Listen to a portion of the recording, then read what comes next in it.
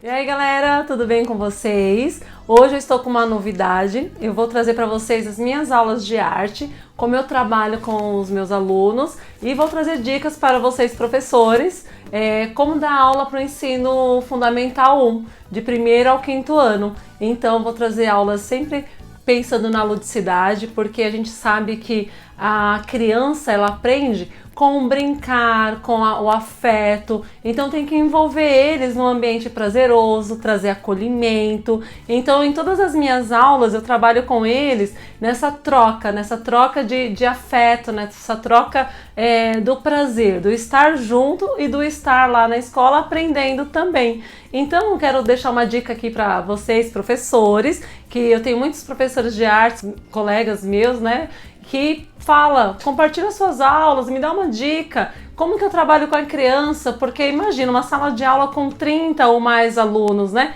Como envolver esses alunos na aula de arte de uma forma que cria um ambiente prazeroso do estar lá, né? E que crie também uma provocação da curiosidade, do fazer, do desenvolver também, né?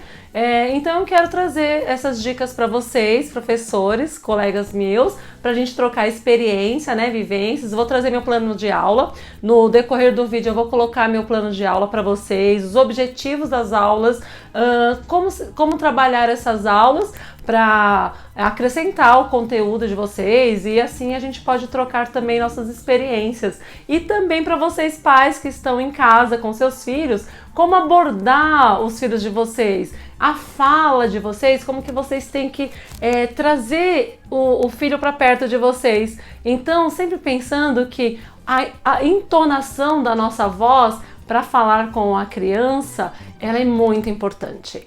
A dramatização, o gesto, a expressão do seu rosto é muito importante para trabalhar com a criança. Como envolver eles, o afeto, o chamar a atenção, provocar a atenção deles para o assunto. A criança, ela imita, ela é uma criança que reproduz o meio que ela vive. Então, se a criança grita muito, começa a observar se em volta do seu ambiente, ou começa a observar a si próprio, se você também não grita com ela. A entonação da sua voz vai fazer com que ela perceba também que ela tem que mudar a voz. Então, nas minhas aulas, eu vou começar falando sobre a entonação. Eu gosto muito de chegar na sala de aula, então já dou um bom dia, uma boa tarde, todo mundo está bem. Adoro ir de mesa em mesa, olhando nos olhos. Tudo bem com você? Tudo bem? Dou um toquinho no ombro, tudo bem? Tudo bem? Porque cada ser ali é um indivíduo que tem uma história de vida, que traz também memória, sentimento, vivências da sua casa, né? Do seu meio de estar. Então cada ser ali tem um mundo interno ali, um mundo exclusivo deles. Então nós que estamos ali recebendo 30 alunos, é capaz de se perder generalizando todo mundo de uma forma só, pensando que todos pensam de um jeito, todo mundo tem a facilidade de que é simples e não é. Então cada um tem a sua especificidade, cada um precisa de um olhar, de um cuidado, de uma atenção. Então por isso que é bom você olhar nos olhos, abaixa. Imagina, primeiro aninho, gente. Eu falo que toda vez que eu entro numa sala de aula, eu estou me vendo lá. Eu me vejo no lugar daquele aluno, porque eu tenho uma memória muito grande de quando eu entrei numa sala de aula. Quando eu entrei na sala de aula, eu tinha medo. Então é um mundo diferente. Eu tinha medo de não voltar para casa, eu tinha medo de não encontrar minha mãe. Quando chovia, então, parecia que o mundo ia acabar e eu nunca mais ia voltar para minha casa, para meus pais. Então quando eu entro na sala de aula, que eu vejo aqueles alunos tudo com medo, tudo pequenininho, porque tem alunos agora no primeiro ano que nem tem 6 anos, que ainda estão completando 6 anos, ainda entra com 5 anos. E daí eu gosto de olhar para a carinha deles, dar a mão, tudo bem com vocês? A Pro tá aqui, fica em paz, não fica com medo. E eles vêm chorando, Pro, eu tô com medo, que era minha mãe, não queria estar aqui. Daí eu vou acolhendo eles, e assim nós professores vai trabalhando essa parte de fazer com que ele se sinta seguro, se sinta num ambiente que é bem-vindo, né? E eu falo, gente, temos que promover ambientes que leve prazer de estar. Eu me coloco no lugar. Então, eu já pensei em mim naquele momento, porque eu era medrosa, eu tinha medo. Então, eu já começo a conversar com eles, toco na mão e senta. Adoro começar uma aula primeiro fazendo uma parte lúdica, de uma brincadeira, de ler uma história. Se você tem, professor, um ambiente que dá para você fazer uma roda, senta com esse aluno antes da aula, senta com ele em roda e conversa com eles. E se não der para fazer essa roda, cada um no seu lugar, faça que a sua apresentação de aula seja uma história.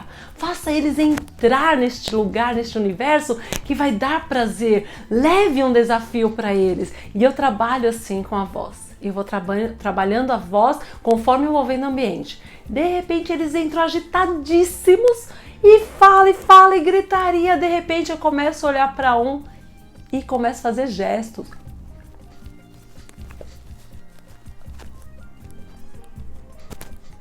E aí eu vou fazendo gestos, um vai olhando para o outro e começa a reproduzir aquilo que eu estou fazendo. E começa todo mundo para pedir o silêncio, eu vou pedindo atenção, e eu vou abaixando o tom da voz até ficar em...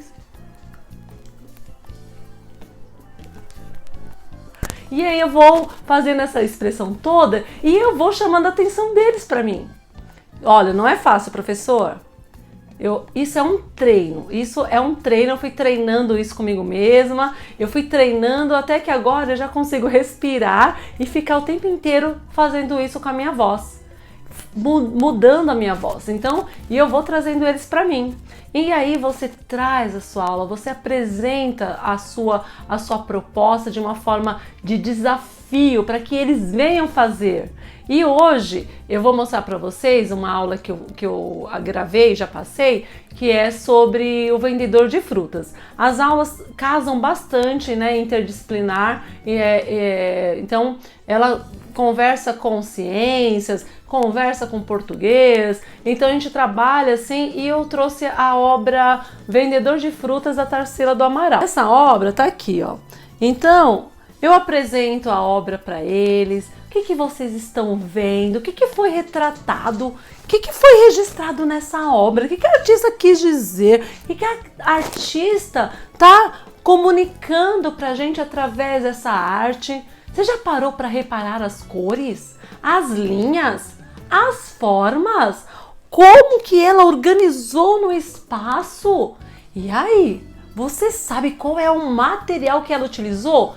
Você observando assim, você pensa, eu acho que ela fez de canetinha. Ou será que ela fez de lápis? Eu acho que ela imprimiu, né? Será que ela tinha impressora, imprimiu, tirou uma foto e aí... Então, leve essas provocações para os seus alunos através das perguntas e envolva eles. Aí você vai levando os alunos a parar para reparar.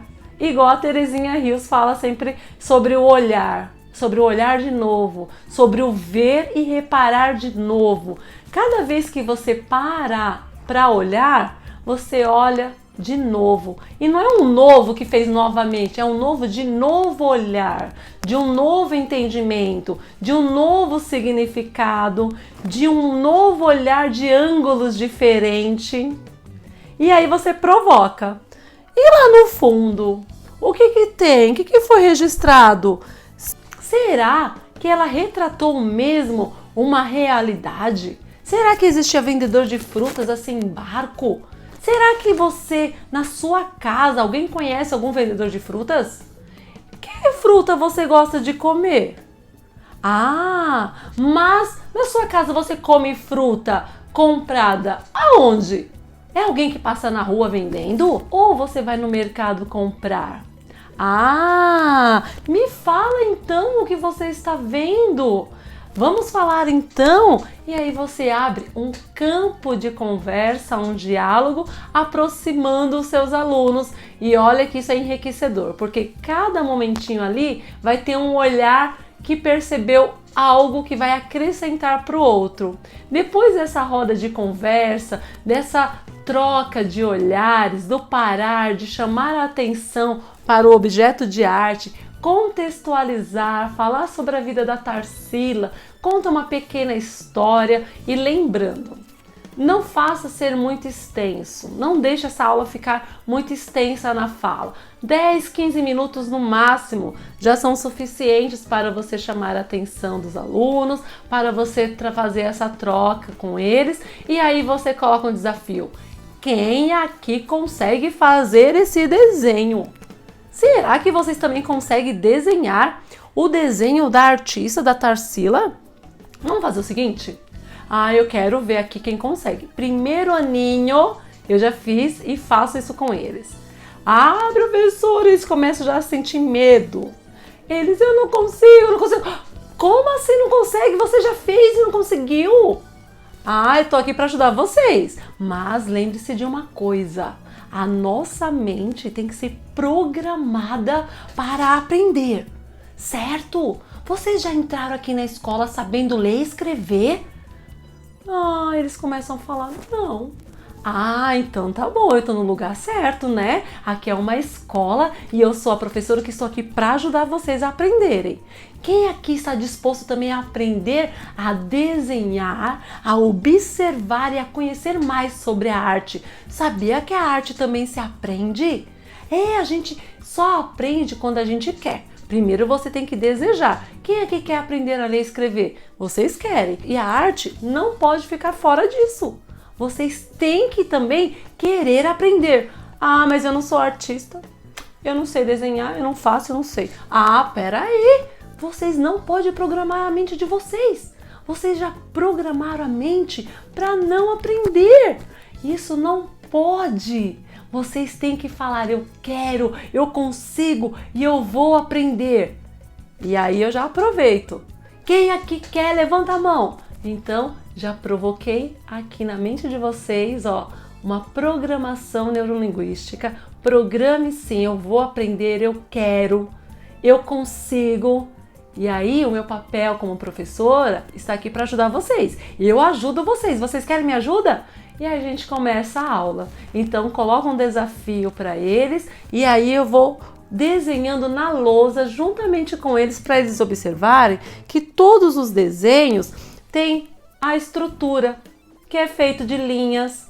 Como são essas linhas? E aí você pode falar, olha a linha curva, olha a linha mista, olha lá os planos. Você sabe o que são planos no desenho? O primeiro plano é o desenho que está bem próximo de você. E aí os segundos planos são os desenhos que vêm lá atrás, Eles vão se sobrepondo, como se tivesse um atrás do outro. E aí é a hora de você, professor, começar a colocar para eles a linguagem formal, a estrutura formal, né, do desenho.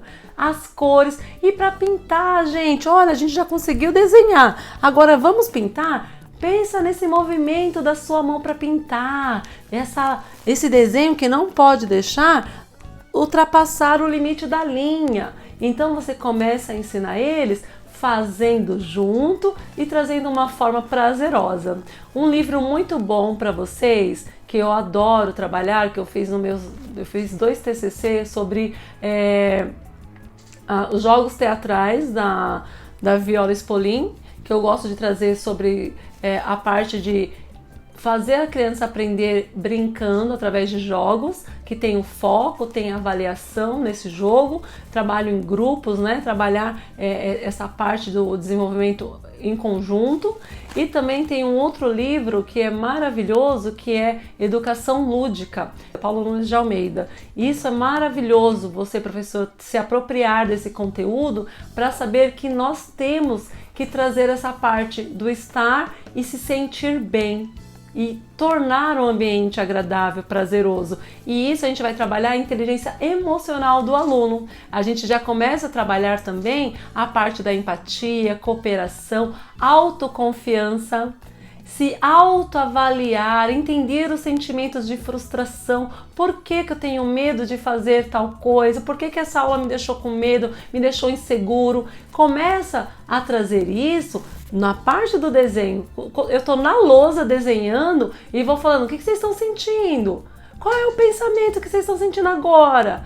Por que você está sentindo isso? Mas você quer sentir isso de novo ou você agora quer melhorar? E aí a gente, no final do processo, eu falo quem vai compartilhar o desenho e vai falar o que está sentindo.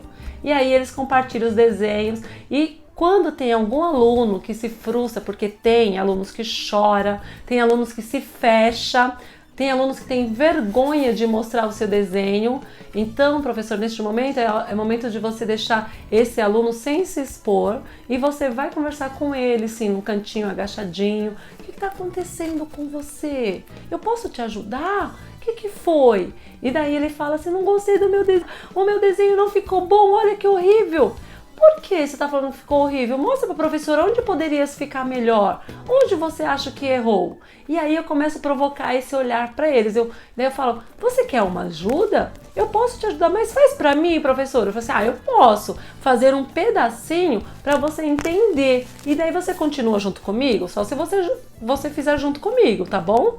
E aí eu começo também a criar nele uma confiança comigo para poder ajudar. Isso a gente chama de rapport. Eu começo a pensar nos trejeitos dele, como que ele tá. Se tá com carinha triste, eu faço uma carinha triste, chego perto dele e falo o que foi. E daí nisso a gente começa a trocar, começa a me conectar com ele. Eu também trago esse para ele sentir confiável comigo. E aí a gente vai criando um ambiente de trocas e também de pertencimento. E é isso, pessoal. Não esquece, eu vou deixar o meu plano de aula, os objetivos, tudo certinho, tá? E a gente vai crescer em conhecimento e compartilhando nossos conhecimentos também. Então, até mais, gente. Fica com Deus. Um grande abraço, professores. Se tiver alguma dúvida, alguma ideia, pode me chamar, pode conversar comigo. Um grande abraço. Tchau, tchau. Fica com Deus.